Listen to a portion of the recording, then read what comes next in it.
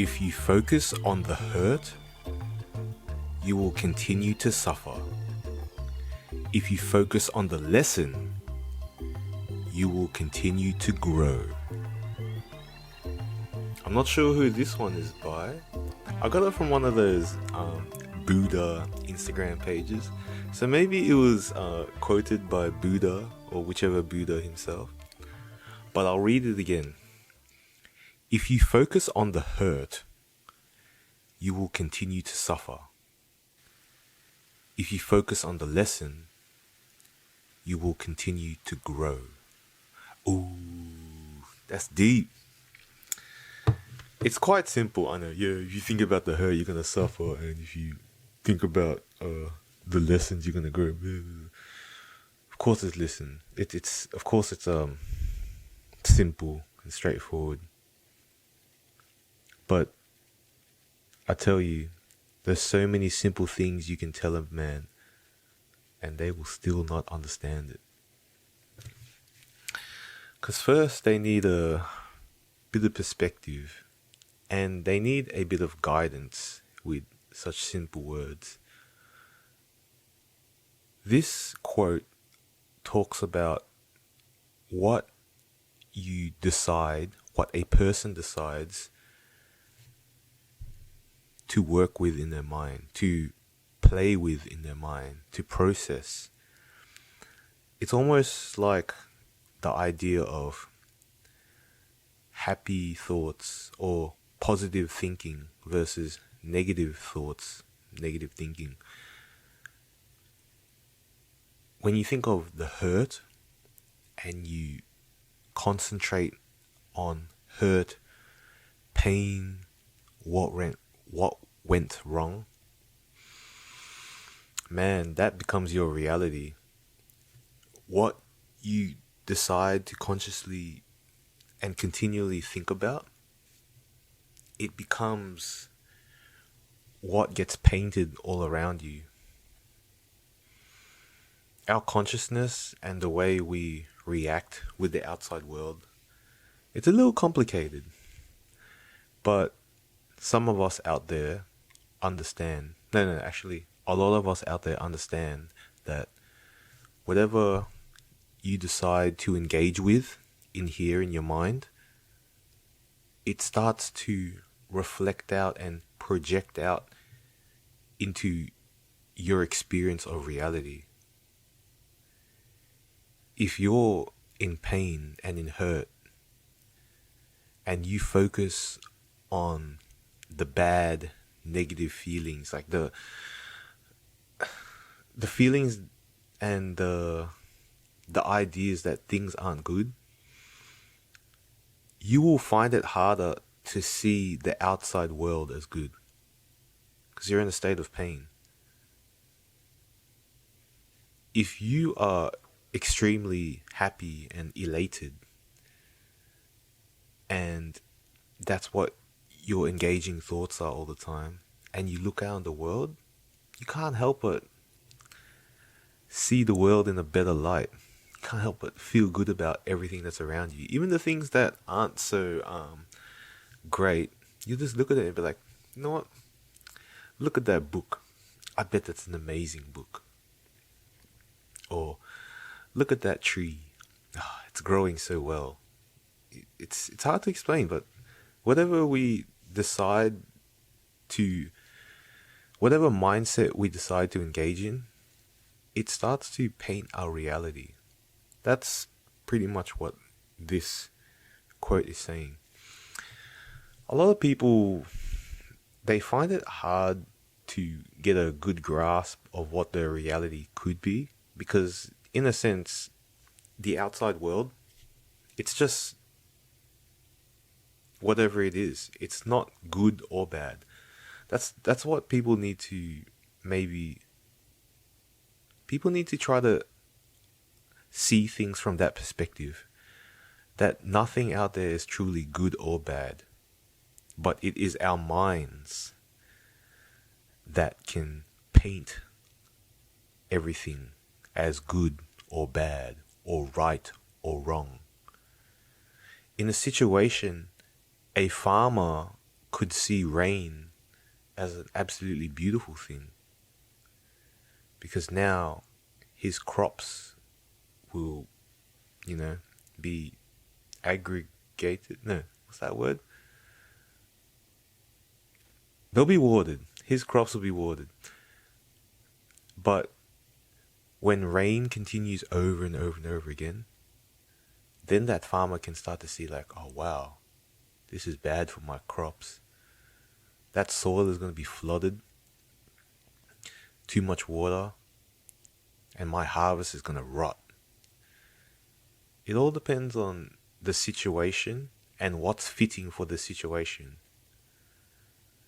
But at the same time, that experience of the farmer, he could take it as a lesson. Because if he goes through his harvest again for another season and the same thing happens, he'll realize something. He could learn a lesson. There's a lesson. He doesn't have to just focus on the hurt. At the time, you're going to focus on the hurt. But when you give yourself time to calm down, you can learn lessons.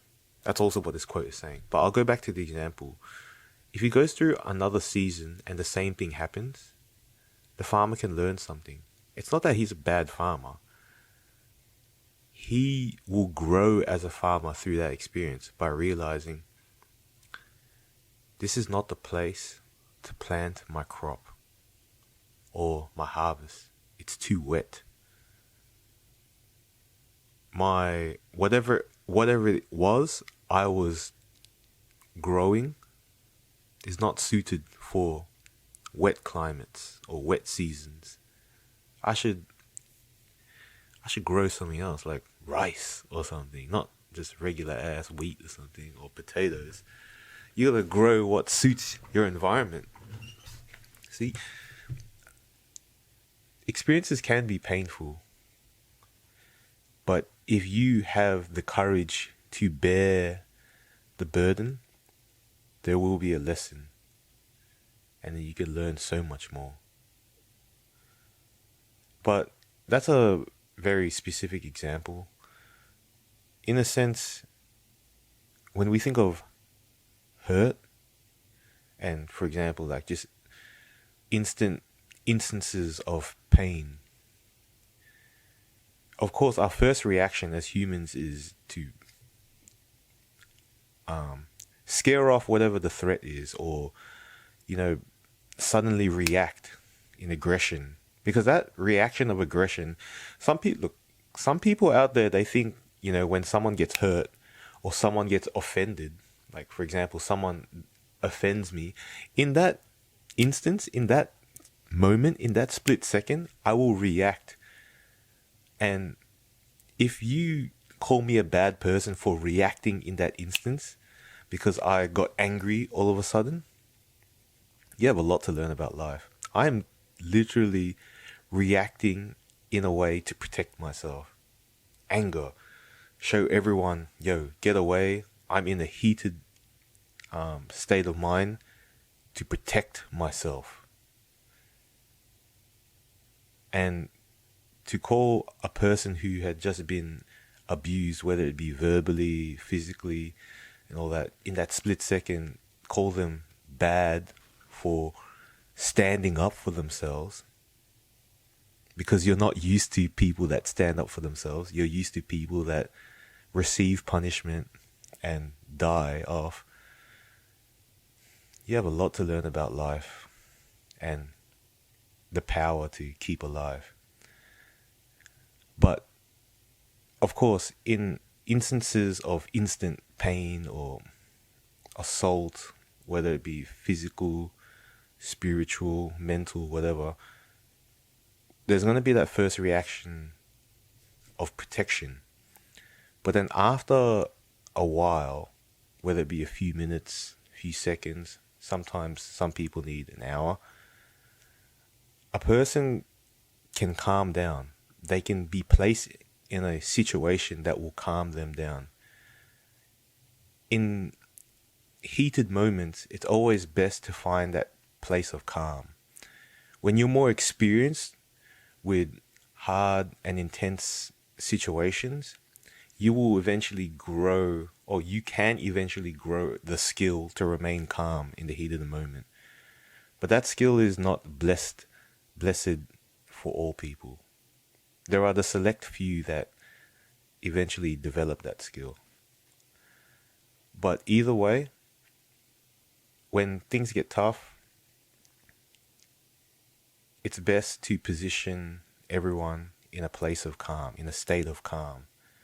Because once that state of calm is achieved, that's when our minds, the power of our minds can start to roll more effectively, can start to think more effectively. It's hard to think effectively when emotions and reactions are taking over the system. Emotions aren't a bad thing. Emotions are pretty much the most powerful thing we have. Well, actually, our mind is powerful too, so our bodies. It's one of the most powerful things we have, okay? Because emotions are pretty much instant signals to tell us something. I feel this sudden rumble in my stomach. I'm hungry. That's my body telling me without me having to think about it that, yeah, I need some nourishment or some hydration or some salt or something or some sort of nutrient or mineral. It's an alert. Boom. When I quiver because of the temperature, that's telling me, yo, I better do what I can to find warmth or warm myself before I start to suffer from hypothermia. It's all these emotions, they're all the signals. When someone disrespects me and I get angry, that anger is a clear indication to my brain that, yo, I am being abused. My dignity and my goodness, my sense of worth is being abused. And this anger is a protective state of mind to fight off the foes that dare jeopardize my sense of worth. See, these emotions, emotions aren't bad things. Emotions are signals. They're incredibly intricate and yet powerful signals that is built into our body. And when you become more stronger mentally, you can start to reprogram those signals. But either way, that's one of the first instances of what emotions are. If anything, that is the idea of emotions and our spirit. And sometimes when we want to use the power of our brains and our mentality to overcome difficult, complicated situations, we need to get into a state where we don't have to rely on emotions and then we can start to become more rational. A state of calm is usually a state of rationality. Emotions are extremely suitable. If anything, they're best served for certain situations. But as time drags on, situations become more complicated and we need a calm mind to come up with a better solution. And in that calm, in that state of logic and rationality,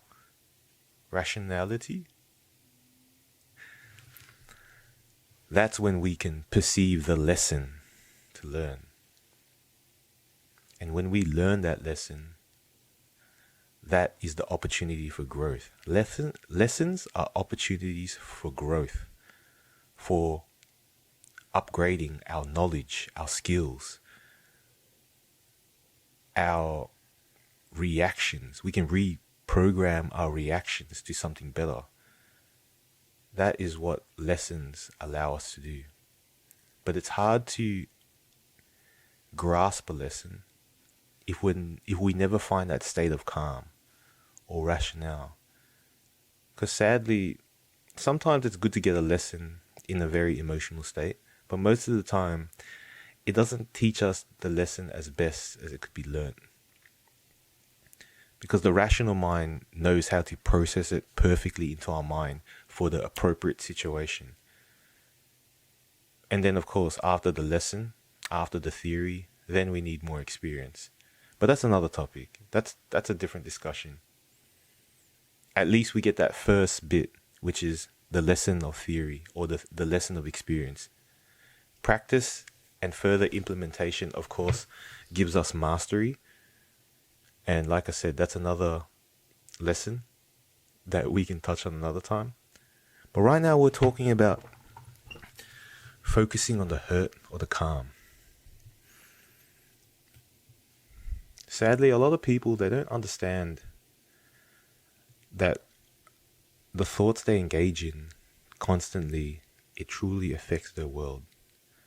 It truly affects how they see everything. I mention this every once in a while, but a positive mind looks for opportunities, whereas a negative mind looks for what's wrong. I can't remember who quoted that, but I love that quote because that quote teaches so much. It's such a simple quote on a simple matter. It's very general, but it expands and it's able to fit into so many different lessons and ideas and specific contexts. Because I know it's hard when I try to give a bit of wisdom to some people, of course, because sometimes it's not the appropriate time. They're not calm. But when I explain to them, if you stay too negative, you're only looking at what's wrong. You're only seeing the problems. You know what the argument I usually get for that is? Yeah, but I'm only seeing the truth. I'm only seeing what's real. I'm only trying to deal with reality. Of course, because you're trying to see the reality in a way where you are defensive. You look at reality in a big open way, but the truth is you don't see that you're looking for it in a defensive mindset, in a mindset where you're trying to see what could threaten you. Because the thing about being positive is it doesn't seem this way to the negative mind, but when you're positive, you're also looking at the reality and you're looking over everything and you're giving a lot of focus to the opportunities and possibilities. It always seems like, the people that are so positive, they don't see that there's this danger, that there's this danger. They do. When you're positive, you actually do see, or when you're a good level of positive or a good, when you've got a good level of intellect and you can be positive, of course you see the dangers and the possibilities of things going wrong. But you also see the opportunities, and those opportunities overshine the possible dangers. Of course, when you are at that high level of intellect, then you can assess and make the right decision with a positive mindset, always being open to opportunities and possibilities that can arise. But if you have a negative mindset, you might not ever notice nor give any chance to those possibilities and opportunities. Meaning, you'll get no opportunities. And that's what this quote's trying to teach you. If you focus on the hurt, if you think too much about the hurt, you're only going to perceive the outside world as something that's against you. The outside world is against nobody. The outside world is just what it is. People affect the outside world. You affect the outside world with how you think. Because if you think, everything just wants to keep me down, you're only going to see everything trying to keep you down. You're not going to see positive things happening for you because you don't believe in positivity. You haven't given your mind room for positivity. It takes a certain skill and talent, sadly, and strength to somehow still keep a good level of positivity in your mind.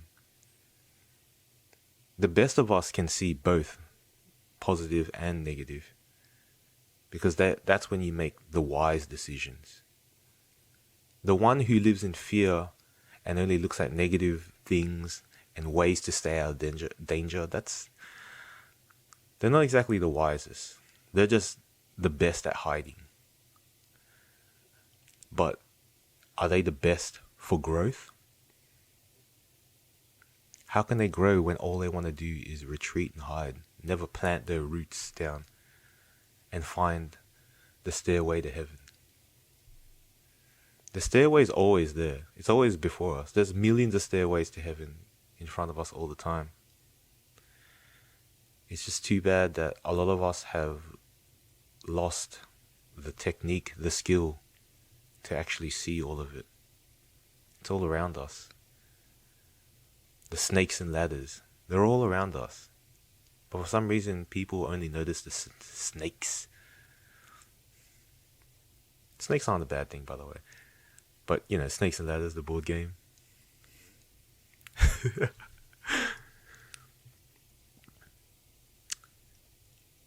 But sometimes when you look at the hurt, you realize within the hurt, it's not all that bad and shady. There are lessons. And that's when you can see a better essence of a situation.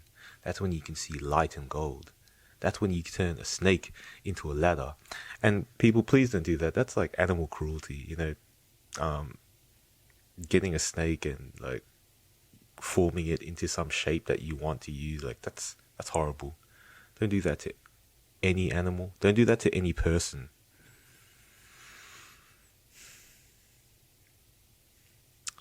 But yes, for analogy's sake, yeah, you can see those snakes become ladders, stairways to a greater good. I'm not sure if Buddha quoted this one or whoever. Some wise fellow, obviously. I'm not sure how positive he is, but he at least tried to see some positivity in the hurts that he may have experienced or others around him may have experienced. And he wanted everyone to know, like, hey, we all go through bad experiences. But these bad experiences give us opportunities to ascend, to grow, to level up, to upgrade. Oof. Damn, I like this quote. I'm heaps upgrading right now. I'm hurting right now, but I don't know what I'm hurting about, but it doesn't matter because, like, I got a snake and it's leading me to, the upper floor, and I'm pretty sure there's some cool stuff up there, and if not, I'll try to find it anyway. Have fun exploring and try to find things. That's how you can be positive, because everything can be fun, and it doesn't have to involve harming anybody or anything, especially yourself. Because sadly, if you think negative thoughts, you're only hurting yourself and painting your world as dark and miserable and uncomfortable. Don't do that. The world's beautiful and it's lovely and it's colorful. Like this pink background I have behind me, even though it's white, but whatever. Shit's fun. Life's fun. And there's so many good opportunities. Just take them. Signing out.